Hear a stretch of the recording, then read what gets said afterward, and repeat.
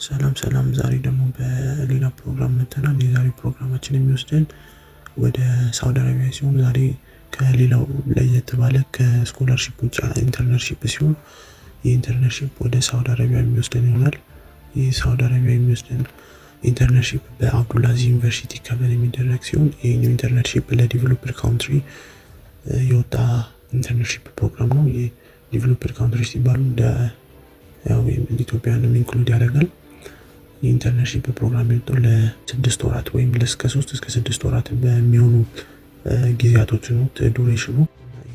ኢንተርንሺፕ ኢንክሉድ የሚያደርገው ለማስተርስ ተማሪዎች ሲሆን ሪኳየር የሚያደርጉ ዶክመንቶች ይኖራሉ እንደ ሌተር ኦፍ ሪኮሜንዴሽን፣ እንደ ፓስፖርት፣ ስቴትመንትስ ኦፍ ፐርፐስ፣ ሲቪ ስክሪኑ ላይ እንደምታዩት እና እዛ ሄዶ እንትን ለማለት ቤኔፊቶቹ ስናይ ቤኔፊቶቹ ከፕሌን ትኬት ጀምሮ ከቪዛ ፕሮሰስ እስከ ዶርም መኝታ መቻል ድረስ ከቨር የሚያደርጉ ሲሆኑ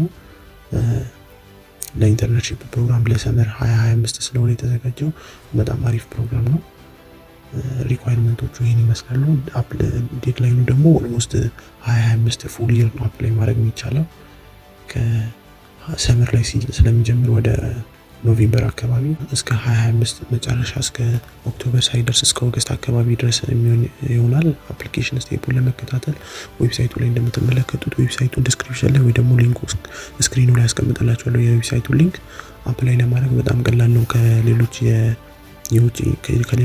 የዩኤስኤ ወይ ደግሞ የዩሮፕ ስኮላርሺፖች ወይ ኢንተርንሺፖች ይልቅ ይሄ በጣም ቀለል ያለ ነው። የሳውዲ አረቢያ ቀለል ያለ ዌብሳይት ሲሆን ገብተን አፕላይ ብቻ አድርገን የምንወጣበት ነው። አፕላይ ለማድረግ አካውንት በመክፈት አካውንት ከከፈትን በኋላ ዶክመንታችንን አፕሎድ እናደርጋለን እና ኢንተርንሺፕ ስለሆነ በጣም ቀላል ነው የሚሆነው። መሙላት የከበዳችሁና ዶክመንቱን የምታሟሉ ካላችሁ በዲኤም ልታወሩን ትችላላችሁ። መልካም እድል።